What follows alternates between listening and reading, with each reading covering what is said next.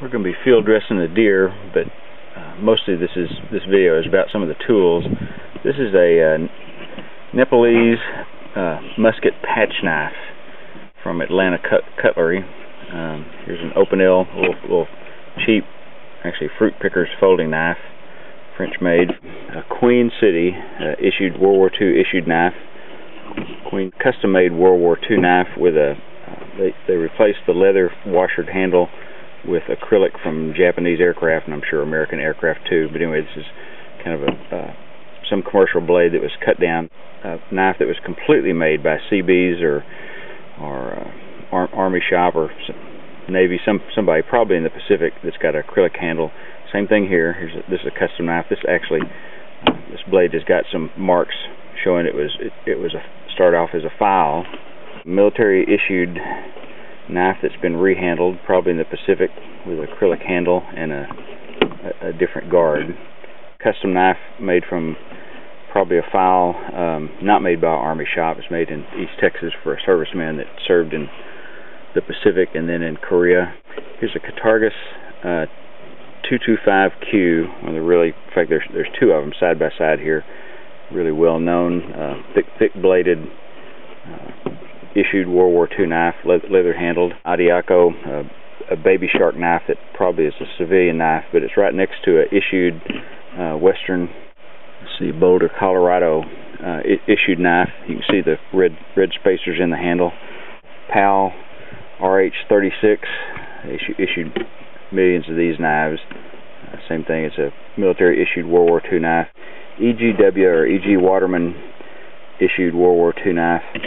So they range from pretty big to kind of reasonable. I'll be using all these knives, chopping up this deer over here in just the next few minutes. Start off with a 160-year-old Nepalese patch knife. While I'm here, I know I've got to skin this deer, so I'm just going to move the skin back. All this plumbing is going right through the pelvis, so I'm just kind of cutting around the rear exit here. Switch to this little cheap open L knife. I think I bought this for $5 off a gun show table. You'll notice I'm kind of cutting through these tendons right in the middle. That'll release lots of pressure when I get through that. Right at the tip of the. Okay, so now I just heard all that stuff fall in there. I've got a straight through shot on the pelvis. So the sharper your knife is, you got to have a knife that's a little pointy. I love using vintage knives, but for this kind of stuff you almost need a scalpel to get started. So all this plumbing is just going right out the other side, and then I'll pull all the guts will come all the way down. So you need a little pointy knife, which is what I've got. And just a little cutting.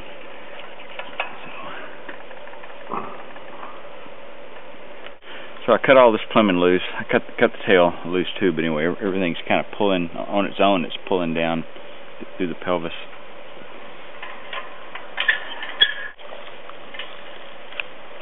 Okay, so I've got everything's out of the pelvis. So I'm not cutting the pelvis. I'm going to end up cutting the meat down to the pelvis so I can see the bone. You can see up through the pelvis. There's nothing up here. But I didn't cut it. I didn't deal with I haven't cut or touched a bone yet. Two fingers just inside, and of course taking care not to cut my fingers off. The sharper your knife, the better.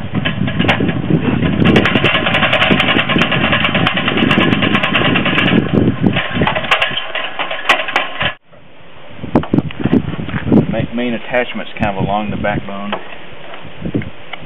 Following it down.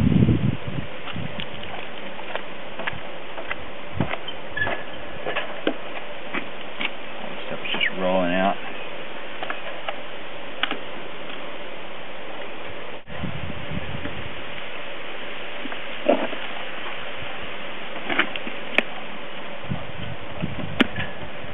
You get to the diaphragm, which is always a little tricky. It holds you up. It's just the muscle between the lungs and heart and the digestive gut sac. So I'm kind of past it. shakes on down.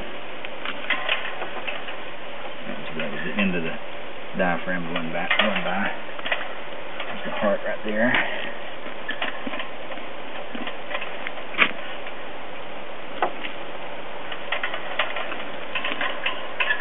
So just about everything's out at this point. You see, all the guts are out. My main cut was pulling all that stuff through from the back, and then just shaving down this, getting the diaphragm out, and everything comes out pretty clean. You can tell it's not really a bloody mess. A World War II military knife that's had a fresh handle. It's only got color in it because it's rusty inside, and that's what gives it the gold color. Sure, originally it was just, that really is Japanese aircraft windshield acrylic. They'd be a little shocked. Pretty low, like it's called a baby shark knife, and it's an Adiaco. It's a real horse, a leather-handled military issue knife. Argus 225Q. Supposedly they were quartermaster knives, but I'm sure they issued them to whoever was next in line. Remington Hunter, the R8 stands for Remington Hunter Model 36 that Remington made, and now, or PAL Corporation, PAL. So a PAL RH 36, issued World War II knife. Issued millions of them. This one's in pretty great shape. They're really common.